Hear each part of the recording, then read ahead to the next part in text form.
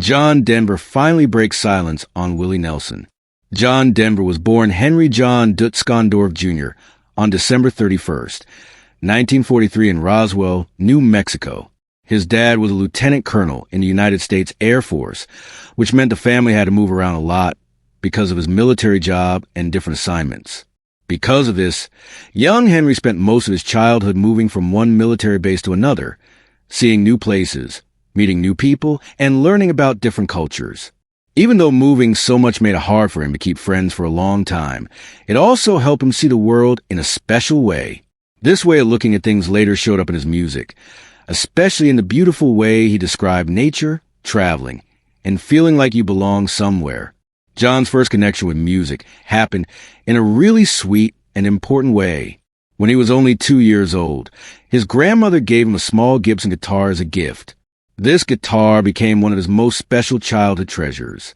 Even though he was way too little to actually play it, having that guitar lit a small flame inside him.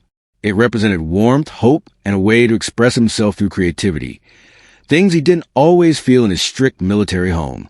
As time went on, he started picking up the guitar whenever he felt alone or stressed out from all the moving around. Just strumming the strings and making sounds slowly became his safe place, his comfort zone. This planted the first seeds of the songwriter he would become later in life. As he got older, especially when he became a teenager, John's love for music became a huge part of who he was. Even though his family still had to move around because of military life, he kept music as his one steady friend. He spent countless hours practicing, listening to records, and studying the work of famous folk musicians who were becoming popular in the 1950s and early 1960s. Even though he loved music so much, he didn't think about making his job at first. When he started studying architecture at Texas Tech University in Lubbock, he treated music more like a fun hobby than a real career. But even while he was in college, he couldn't stop himself from performing. He joined a local college folk music group called the Alpine Trio. It was during this time that he chose the stage name John Denver, named after Denver, Colorado, a city he loved because of its beautiful nature and amazing mountain views. This name would soon become famous all around the world. In 1963, John realized that studying architecture wasn't what he really wanted to do with his life. Following his heart and the feeling that he needed to do something more meaningful, Denver made a huge life-changing choice. He left Texas Tech University before finishing school and headed to Los Angeles, a city buzzing with exciting new music and creative ideas. Los Angeles wasn't an easy place for a young musician. Nobody knew to make it big. For almost 2 years, he struggled with tough times, money problems, and lots of competition as he tried to find his place in the music world. Finally, he joined a folk group called the Mitchell Trio, taking the place of a member who was leaving.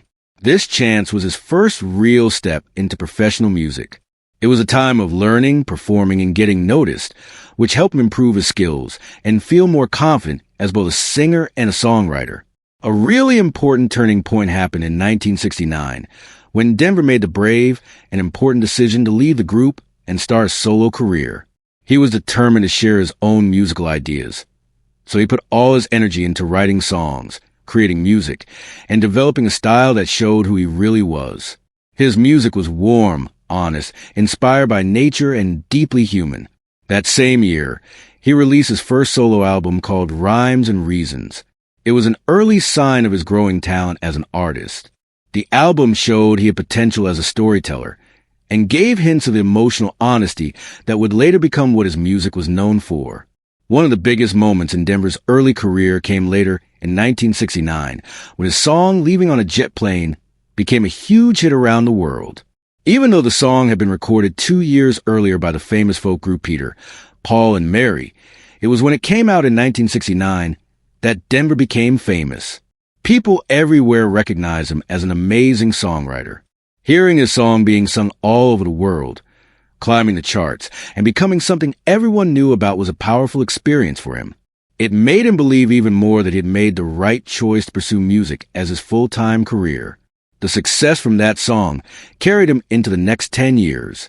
In 1970, Denver released 2 new albums, Take Me to Tomorrow and Whose Garden Was This?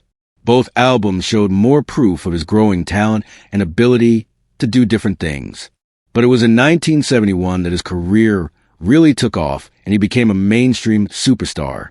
When he released the album Poems, Prayers, and Promises, the world heard Take Me Home Country Roads, a song that sold over 1 million copies and would eventually become one of the most loved and instantly recognizable songs in American music. Its nostalgic, catchy tribute to the beauty of country life touched the hearts of listeners of all ages and made Denver one of the top folk artists of that time.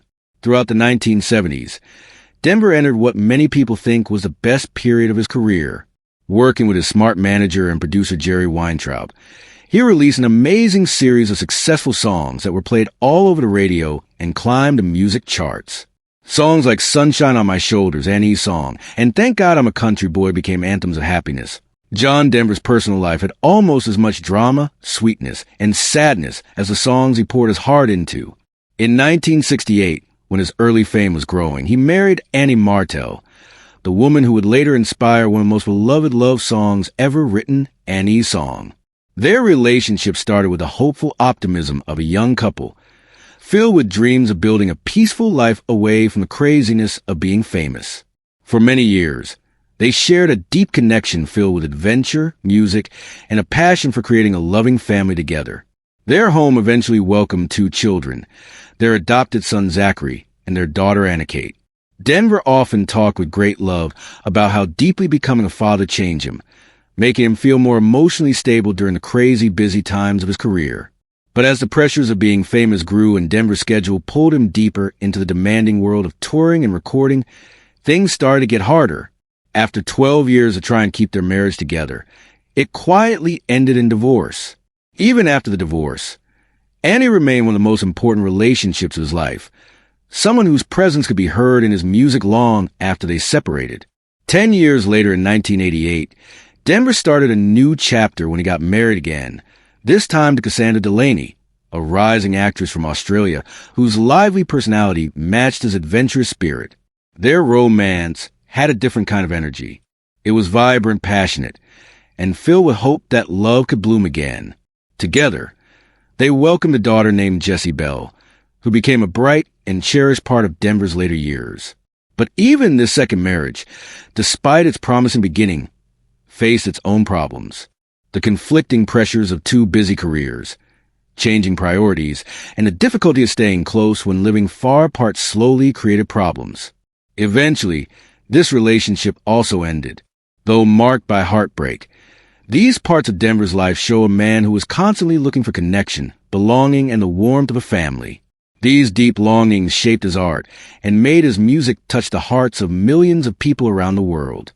For years, fans of American folk and country music have wondered what John Denver truly thought of Willie Nelson, one of the most iconic, unpredictable, and endlessly loved figures in the history of country music.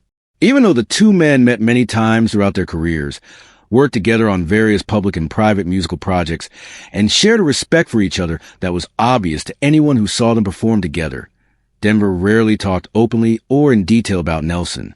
Now, in a long overdue reflection, Denver finally breaks his silence, sharing heartfelt and deeply personal thought about a man he considered not only a colleague but true inspiration.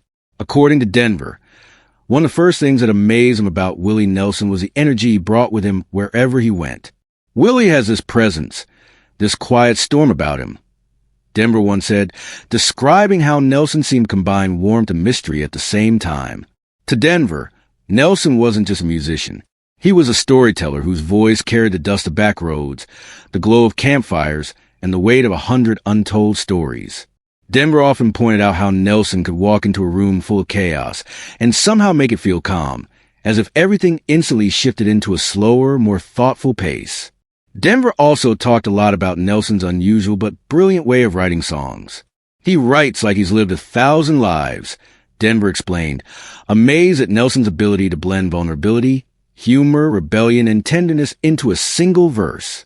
Denver believed that Nelson's lyrics capture something almost spiritual, a reminder of ordinary people, ordinary struggles, and the extraordinary courage it takes to simply keep going. He often mentioned that Nelson never seemed interested in following trends. Instead, he created his own musical path, trusting that people who needed his songs would find them. One of the most touching parts